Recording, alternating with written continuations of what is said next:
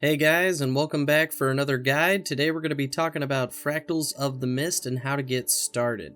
This is one of those game types that you might be a little weary getting into. It seems like there might be a bit of a learning curve, and I'd just like to sort some of that out and show you just how easy it is to get started in this game mode. Anyway guys, let's go ahead and get started. So the only thing you're going to need to get started is a level 80 character with some decent gear. The first few levels of Fractals of the Mist aren't very hard, and you should be able to complete it with exotic gear. That being said, Ascended gear is the overall goal for this game mode. This being because Ascended gear is the only gear that can slot Infusions, but we'll get to that in a second. The entrance to Fractals can be found in Lion's Arch at Fort Mariner in the big central portal. As you approach this portal, you'll be hit with the Fractals of the Mist UI showing you all of the fractals. But since we're just getting started, let's go ahead and just click enter so we can get in there and see what this is all about. This will take you to the Mistlock Observatory, or the central hub for Fractals of the Mist. Once inside, you can start to look around and see what this hub has to offer. You have several vendors for all of the loot that you're going to be getting as you play through, as well as a bank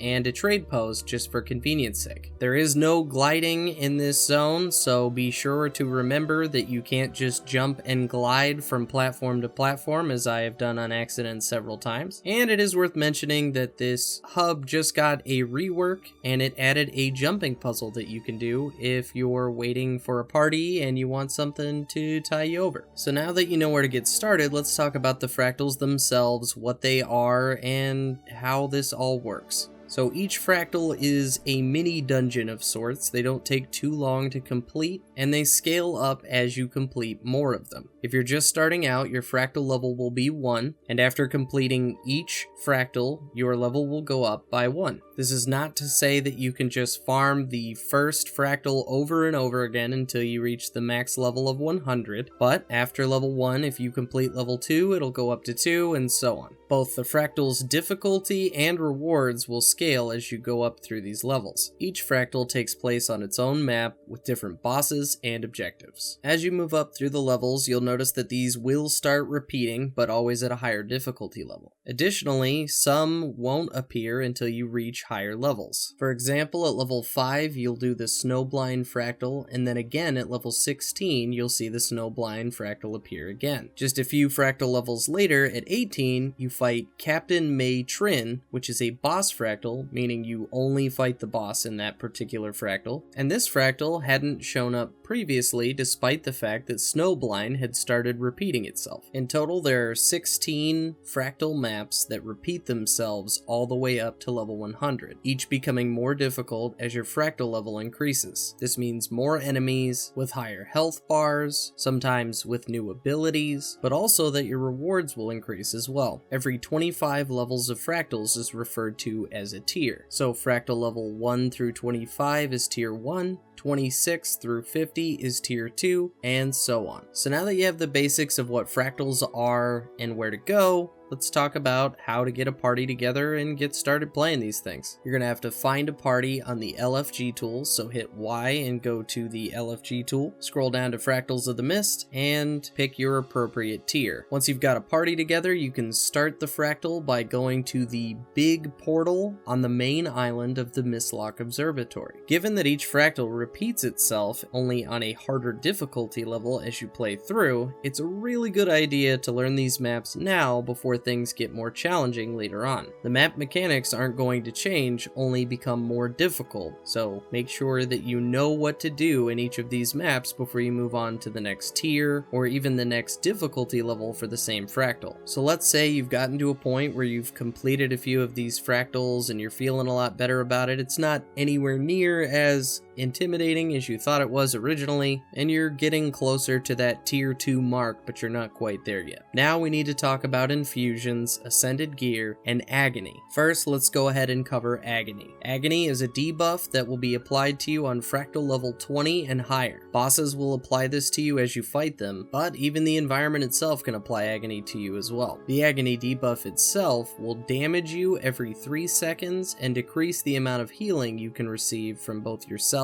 and allies. So how do we deal with this Agony debuff?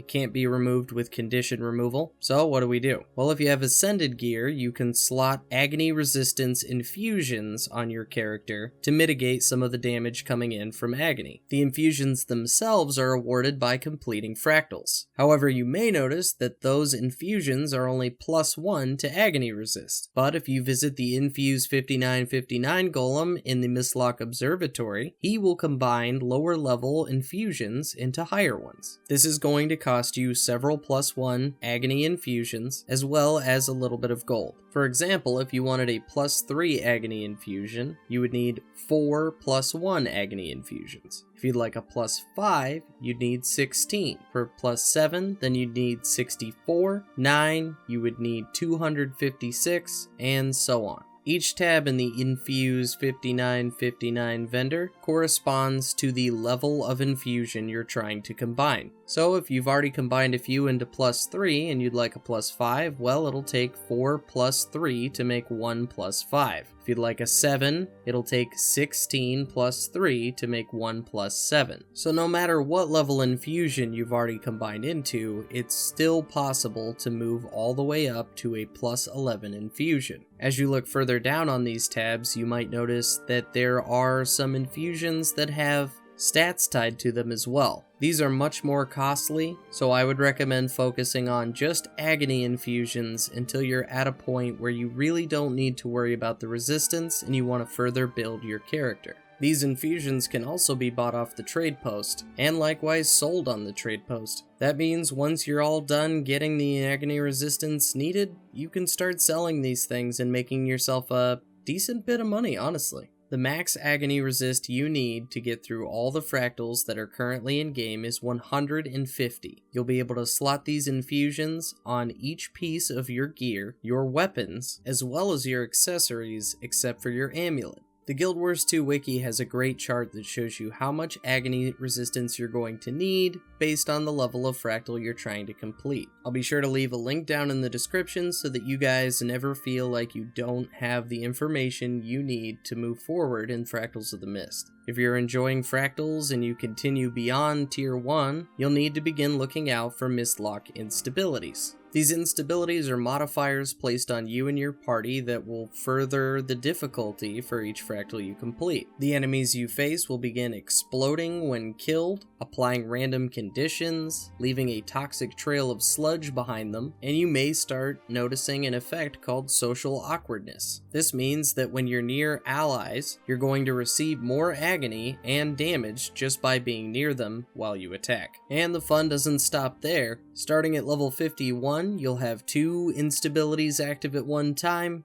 and starting at level 77, there will be 3 that you'll have to account for while you try to complete these fractals. And that, guys, is where I'm going to end this guide. I know I didn't talk about the individual fractals and how to complete them, but I wanted to make sure you knew what you were in for, how to get started, and what to expect later on. If you'd like a guide on how to complete each one of these, let me know down in the comments. I'm always looking for new ideas. That being said, be on the lookout for a masteries guide to fractals. There are a few masteries that you can acquire for Corteria that enhance the Fractals experience, as well as mastery points that you can get by doing certain things in Fractals. And with that, guys, I hope you got something out of this. I hope you now know what Fractals are and what to expect. As always, guys, thank you so much for watching, and I'll see you in the next one.